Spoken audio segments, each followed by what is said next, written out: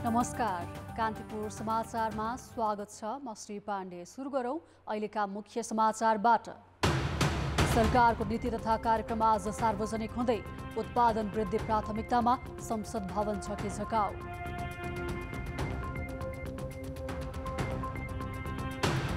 सत्ता गठबन्धन बीच भागभण्डा मिलेसँगै सुदूरपश्चिम प्रदेशमा आज सरकार विस्तारको तयारी। लुम्बिनीमा पनि मिल्यो भागभण्डा। विश्वका धनी मुलुकहरूको समूह G7 को शिखर सम्मेलन आजदेखि जापानमा। रूस युक्रेन युद्ध मुख्य एजेन्डा। युक्रेनी राष्ट्रपति जेलेन्स्की पनि सहभागी हुने। र शहीद स्मारक डिभिजन लिगमा आज शीर्ष स्थानको चर्च बोइज र पुलिस क्लब भिड्दै। खुमलटार र त्रिभुवन आर्मी तथा एपीएफ र हिमालयन शेर्पा बीचको खेल पनि आजै। सरकारको नीति तथा कार्यक्रम आज संसदमा पेश हुँदैछ। आज बस्ने प्रतिनिधि सभा र राष्ट्रिय सभाको संयुक्त बैठकमा सरकारको तर्फबाट राष्ट्रपति रामचन्द्र पौडेलले आगामी आर्थिक वर्षका लागि तयार पारिएको नीति तथा कार्यक्रम प्रस्तुत गर्नेछन्। मुलुकले आर्थिक शिथिलताको सामना गरिरहेको बेला सार्वजनिक हुन लागेको नीति तथा कार्यक्रममा सरकारले आन्तरिक उत्पादन, शिक्षा, स्वास्थ्य, रोजगारी र कृषिको व्यवसायीकरणमा जोड दिएको छ। अर्थतन्त्रलाई उकास्ने र सरकारप्रति जनविश्वास बढ्ने खालका कार्यक्रम ल्याउन लागि हो। भौतिक मन्त्रालयले राष्ट्रिय योजनाका गौरवका आयोजना, रूपान्तरणकारी आयोजना र यसै वर्ष सकिने योजनामा बजेट केन्द्रित गर्दैछ। स्रोत अभावका कारण प्रतिफल दिन नसकेका आयोजनाको रोक्ने गरी नीति तथा कार्यक्रम ल्याउन लागि भौतिक पूर्वाधार तथा यातायात मन्त्री प्रकाश ज्वालाले जानकारी दिएका छन्। प्रधानमन्त्री रोजगार कार्यक्रमलाई व्यवस्थित गर्ने पनि बताइएको छ। वैदेशिक रोजगारीबाट फर्किएका युवालाई पुनः एकीकरणका कार्यक्रम सञ्चालन गर्ने तयारी छ। ऊर्जा मन्त्रालयले आन्तरिक विद्युत खपत बढाउन साना पूर्वाधारमा लगानी बढाउँदैछ। उद्योग मन्त्रालयले प्रधानमन्त्री नेपाली उत्पादन तथा उपभोग अभिवृद्धि कार्यक्रमलाई जोड दिएको छ। सुदूरपश्चिम प्रदेशमा सत्ता गठबन्धन बीच भागभण्डामा सहमति भएसँगै आज सरकार विस्तारको तयारी गरिएको छ। मुख्यमन्त्री कमलबहादुर शाहले आज मन्त्री परिषद विस्तार गर्न लागेका छन्। भागभण्डा अनुसार गठबन्धनमा आबद्ध दल माओवादी केन्द्रले 2 र नेपाली कांग्रेसले थप 1 तथा नागरिक उन्मुक्ति पार्टीले 1 मन्त्रालय पाउनेछन्। मन्त्री परिषदमा वन तथा वातावरण मन्त्री सिंह धामी, सामाजिक विकास मन्त्रीमा झपड साउद र राज्य मन्त्रीमा गीता देवी मालको नाम सिफारिस भएको माओवादी केन्द्र संसदीय दलका नेता खगराज भट्टले जानकारी गराए। यसैबीच लुम्बिनी प्रदेशमा पनि दलीय भागभण्डा मिलेको नेताहरूले बताएका छन्। त्यहाँ सरकारलाई भोलिसम्ममा पूर्णता दिने तयारी छ। सरकारमा सहभागी दलहरूबीच मन्त्रालयको भाग मिलिसकेकोले भोलिसम्म सरकारले पूर्णता पाउने मुख्यमन्त्री डिल्ली बहादुर चौधरीले बताएका छन्। नेपाली कांग्रेसबाट डिल्ली बहादुर चौधरी गत वैशाख 14 गते 53 प्रदेशसभा सदस्यको समर्थनमा मुख्यमन्त्री बनेका थिए। प्रदेश सरकारले पूर्णता नपाउँदा सरकारको नीति तथा कार्यक्रम र बजेट निर्माणको कामले गति लिन सकेको छैन। विषयगत समिति समेत गठन हुन सकेका छैनन्। गैर नागरिकलाई नेपाली नागरिकता प्रदान गरेको कसुरमा थप 2 जनासँग सप्तरी जिल्ला अदालतले धरौटी माग गरेको छ। नागरिकता लिनुअघि सिफारिस गर्ने राजविराज नगरपालिका 11 का वडाध्यक्ष उदित नारायण यादव र सरजमिन बस्ने स्थानीय राधेश्याम यादवसँग अदालतले धरौटी माग गरेको हो। यसै प्रकरणमा बुधबार 5 जना सरकारी कर्मचारी, 3 जना सुरक्षाकर्मी सहित 26 जनामाथि पक्राउ पूर्जी जारी भएको थियो। हिजो अदालतमा भएको थुन्चेक बहसपछि अदालतले वडाध्यक्ष यादवसँग 1 लाख र सरजमिन बस्ने यादवसँग 25,000 रुपियाँ धरौटी मागेको हो। दुवैजना धरौटी बुझाएर तारिखमा रिहा भएको सप्तरी जिल्ला अदालतले जनाएको छ।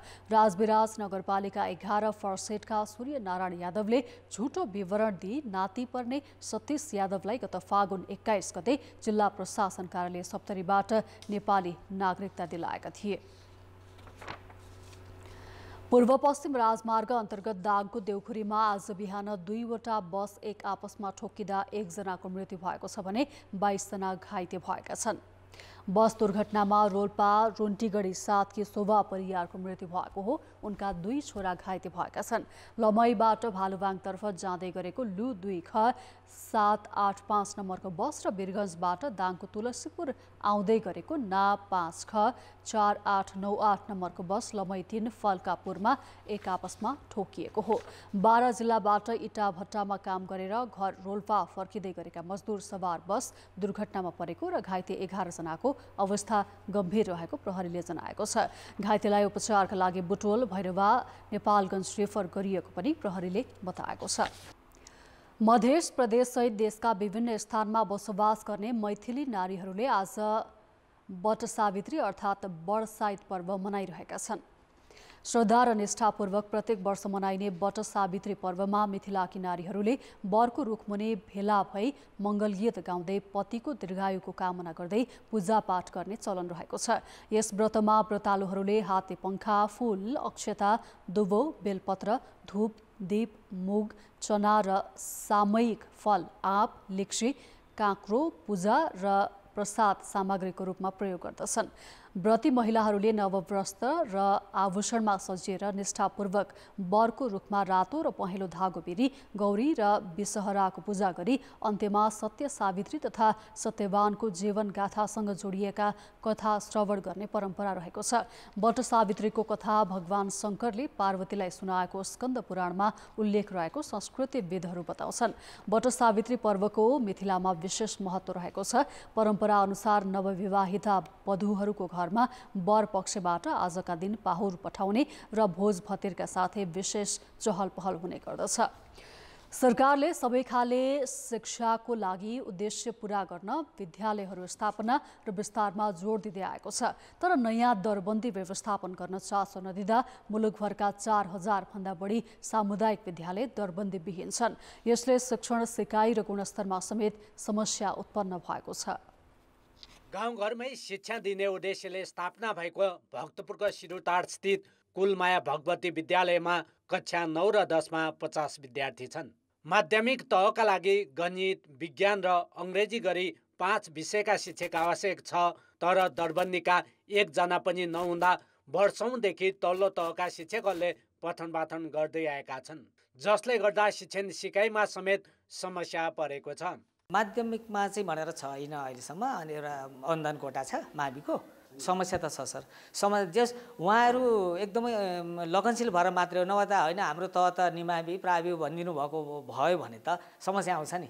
देशभरका 4200 विद्यालयमा शिक्षक दरबन्दी नभएको शिक्षा मन्त्रालयको तथ्याङ्क छ। त्यसमध्ये आधारभूत तहको कक्षा 6 देखि 8 सम्मका 2600 र माध्यमिक तहका 1700 विद्यालयमा सरकारले दरबन्दी दिन सकेको छैन। त्यसैगरी कक्षा 11 र 12 मा पनि दरबन्दीका शिक्षक उपलब्ध गराउन सकेको छैन। सरकारले 2056 सालदेखि नयाँ दरबन्दी सृजना नगर्दा शिक्षक उपलब्ध गराउन नसकेको शिक्षा मन्त्रालयको स्वीकारोक्ति छ। धेरै वर्ष भयो, अब 2056-57 देखि दरबन्दी सिर्जना भएको छैन स्कुलहरूमा। अब आवश्यकता अनुसार स्कुल खुल्दै गए र सरकारबाट दरबन्दी सिर्जना भएन। त्यो बिचमा केही सपोर्ट गर्नको लागि राहत अनुदान भनेर हामीले केही पदहरू सिर्जना गऱ्यौँ। त्यो पनि 66-67 आर्थिक वर्षपछि हामीले सिर्जना गर्न सकेका छैनौँ। आवश्यकता अनुसार स्कुलको सङ्ख्या वृद्धि हुँदै गएको छ। अब शिक्षक दरबन्दी सिर्जना हुन सकेन। त्यो हिसाबले गर्दाखेरि अब स्कुलहरू जिरो दरबन्दी भयो। दरबन्दी नभए पनि कतिपय विद्यालयहरूले विद्यार्थीको भविष्यलाई ध्यानमा राखी निजी स्रोतबाट शिक्षक व्यवस्थापन गरी जेनतेन रूपमा चलाइरहेका छन्। दरबन्दी नभएका विद्यालयमा हाम्रो तल्लो कक्षाको शिक्षकहरूको सहयोगबाट र विद्यालयहरूले आफ्नै निजी स्रोतको आम्दानीहरूबाट न्यूनतम पारिश्रमिक दिएर शिक्षकहरूको व्यवस्थापन गर्नुभएछ। त्यसैको भरमा अहिले विद्यालयहरू चलिरहेका छन्। त्यसो त सरकारले गठन गरेको शिक्षक दरबन्दी पुनर्वितरण कार्यदलको प्रतिवेदनले आधारभूत तहको कक्षा 6 देखि 8 मा 25,000 तथा माध्यमिक तहको 9 र 10 मा 23,000 शिक्षक दरबन्दी अभाव रहेको देखाएको थियो। ती विद्यालयमा विद्यार्थीको शिक्षण सिकाइमा साह्रै कमजोर देखिएका छन्। त्यसैले दरबन्दी नभएका विद्यालयमा शिक्षकको व्यवस्थाका लागि सङ्घ, प्रदेश र स्थानीय 3वटै सरकार गम्भीर हुनु जरुरी छ। कान्तिपुर समाचारका लागि धनुषाबाट अमरकान्त ठाकुर र क्यामेरामा विकास जोशीका साथ नारायण किलम्बु, काठमाडौँ। रौतहट प्रहरीले पक्राउ गरी भन्सार कार्यालयमा बुझाएको करिब 2500 सवारी साधनको गौर भन्सार कार्यालयले लिलामी प्रक्रिया अगाडि बढाएको छैन, जसका कारण करोडौं मूल्य बराबरको सवारी साधन नष्ट हुँदै गएको छ भने लिलामीबाट आउने राजस्व समेत गुम्ने अवस्था छ। आर्थिक वर्ष 2070-71 देखि हालसम्म चोरी पैठारी र निकासीमा प्रयोग भएका विभिन्न सवारी साधन प्रहरीले जपत गरी गौर भन्सार कार्यालय बुझाएको छ। 10 वर्षमा प्रहरीले motorcycle, jeep, car, van, truck, pickup, tractor तथा ढुवानी साधन गरी 2543 वटा सवारी साधन गौर भन्सार कार्यालयमा बुझाएको हो। तर भन्सार कार्यालयले ती सवारी साधनको अभिलेख राखेको छैन। पर्याप्त कर्मचारी नहुँदा अभिलेख राख्न र लिलाम गर्न नसकेको भन्सार कार्यालयले जनाएको छ। सवारी साधन राख्ने स्थानको पनि अभाव भइरहेको छ। लगभग 2543 टु व्हिलर सवारी साधन छ र केही 4 व्हिलर सवारी साधन लिलाम नभएर राखेको छ। भन्सार कार्यालयमा थन्किएका सवारी साधनको लिलामी प्रक्रिया नियमित हुन नसकेपछि गाडीहरू कबाडीमा परिणत हुँदै गएको छ। लामो समयसम्म सवारी साधनको मूल्याङ्कन हुन नसकेको र लिलाम नहुँदा राज्यको राजस्व समेत गुम्ने अवस्थामा छ। कि यो गाडी तपाईँ कति समात्नुभयो, उनीहरू भन्छ उनीहरू गडै छैन। अब त्यसबाट चाहिँ त्यो कुहेर त्यो कर्मचारी त्यसको त्यो पार्ट पुर्जाहरू पनि बिक्री गरिरह्यो होला, त्यतिकै चाहिँ नष्ट भएर गइरहेछ। यो कसैलाई फाइदा छैन, राज्यलाई नोक्सान छ। लिलामी प्रक्रिया अघि नबढाए भन्सारमा रहेका सवारी साधन बिग्रिने अवस्थामा रहे तापनि कार्यालयसँग न त राजस्वको यकिन नै छ न त अभिलेख नै। राजस्व यकिन त मैले भन्न सक्दिनँ। त्यो लिलामीको प्रक्रियाबाट कति राजस्व असुल हुन्छ है, अब कुन कुन सवारी साधनको कन्डिसन अवस्थामा छन्, कुन स्क्रैपमा छन्, मैले यकिन गर्न सक्दिनँ। बेलैमा लिलाम बिक्री गरे करोड रुपैयाँ आमदनी हुने भए पनि गाडीको उचित व्यवस्थापन गर्ने तर्फ सम्बन्धित निकायको ध्यान जान सकेको छैन। कान्तिपुर समाचारका लागि राजेश्वर पाण्डे, गौर, रौतहट। अब जनमतमा आजको प्रश्न। जनमत हाम्रो प्रश्न छ, आगलागीबाट हुने जोखिम न्यूनीकरणका लागि स्थानीय सरकारले किन पूर्व तयारी नगरेका होलान्? ए, चेतनाको कमी, बी, स्रोत साधनको अभाव र सी, प्राथमिकता कम भएर। जनमतको अन्तिम परिणाम आज साँझ 8 बजेको कान्तिपुर समाचारमा प्रसारण गर्नेछौँ। कृपया NEWS news space A, B वा C टाइप गरी 34001मा SMS गरी आफ्नो मत व्यक्त गर्नुहोला। विश्वका 7 धनाढ्य प्रजातान्त्रिक मुलुकहरूको समूह G7 को शिखर सम्मेलन आजदेखि जापानको हिरोसिमा सहरमा सुरु हुँदैछ। G7 मा जापान, अमेरिका, बेलायत, फ्रान्स, जर्मनी, क्यानाडा र इटली सदस्य छन्। G7 को सदस्य नभए पनि युरोपेली सङ्घले आफ्नो प्रतिनिधि पठाउने गरेको छ। शिखर सम्मेलन 3 दिनसम्म चल्नेछ। शिखर सम्मेलनमा सहभागी हुन सदस्य राष्ट्रका शीर्ष नेताहरू जापान पुगिसकेका छन्। युक्रेन युद्ध सम्मेलनको प्रमुख एजेन्डा रहेको छ। सम्मेलनमा अमेरिकाले रुसमाथि लगाउँदै आएको आर्थिक प्रतिबन्धलाई थप कडा बनाउने घोषणा गर्ने अपेक्षा गरिएको छ। बेलायतले पनि रुसबाट आयात हुने हिरामा प्रतिबन्ध लगाइने जनाइसकेको छ। युक्रेनका राष्ट्रपति भ्लादिमिर जेलेन्स्की आइतबार शिखर सम्मेलनमा सहभागी हुनेछन्। चीनसँगको बढ्दो तनावका बीच G7 का राष्ट्रहरूले स्वतन्त्र र खुला हिन्द प्रशान्त क्षेत्र सुनिश्चित गर्न कार्य गर्ने बीबीसीले उल्लेख गरेको छ। जलवायु परिवर्तन, ऊर्जा, खाद्यान्न सुरक्षा, स्वास्थ्य र परमाणु निशस्त्रीकरण शिखर सम्मेलनका अन्य एजेन्डा हुनेछन्। G7 शिखर सम्मेलनमा भारत, युरोपेली union, Australia, Brazil, Comoros, cook island, Indonesia, दक्षिण कोरिया र भियतनामका नेतालाई पनि निम्तो दिएको छ।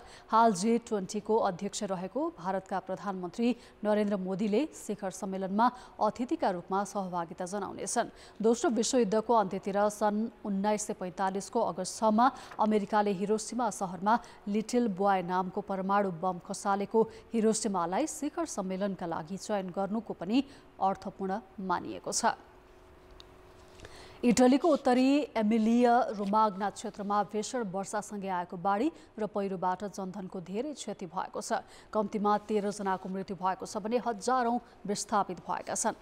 कम्तीमा 10,000 मानिस आफ्नो घर छाड्न बाध्य भएको र बाढीग्रस्त क्षेत्रमै रहेकाहरू विद्युत आपूर्तिबाट वञ्चित रहेको सञ्चार माध्यमहरूले जनाएका छन्।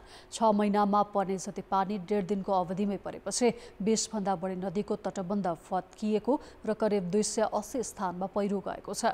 करिब 400 वटा सडक भत्किएका र 42 वटा नगरपालिका डुबानमा परेको अन्तर्राष्ट्रिय सञ्चार माध्यमले उल्लेख गरेका छन्। 36 घण्टाको अवधिमा केही क्षेत्रमा त 50 सेन्टिमिटरसम्म पानी परेको नागरिक संरक्षण मन्त्रीले बताएका छन्। बाढीबाट नराम्ररी प्रभावित भएको सहर राभेन्नाका मेयरले 1 शताब्दी यताकै सबैभन्दा खराब विपत्ति आइपरेको बताएका छन्। 2 साता अघि पनि यो क्षेत्रमा बाढीले ठूलो क्षति पुर्याएको थियो। विपत्ति प्रभावितको सहयोगार्थ सरकारले आपतकालीन सहयोग अन्तर्गत थप 2 करोड युरो उपलब्ध गराउने जनाएको छ। विज्ञहरूले यो सबै जलवायु परिवर्तनको प्रभाव भएको भन्दै राष्ट्रिय योजना बनाएर जलवायु परिवर्तनको सामनाका काम गर्नुपर्ने सुझाव दिएका छन्। खेलकुद समाचार।